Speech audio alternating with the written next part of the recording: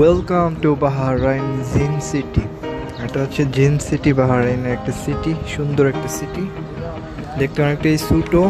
গুগলে গেলে অবশ্যই দেখতে পারবেন এটার ম্যাপটার সাইজ। তো আমরা এখানে যাচ্ছি এখন একটা কাজের জন্য। তো এটা হচ্ছে জিন সিটি। তো এখানে আমাদের কোনো ভিডিও মেক করা হয় নাই, এই ফার্স্ট টাইম। তো কেমন হয়েছে অবশ্যই জানাবেন। ধন্যবাদ সবাইকে।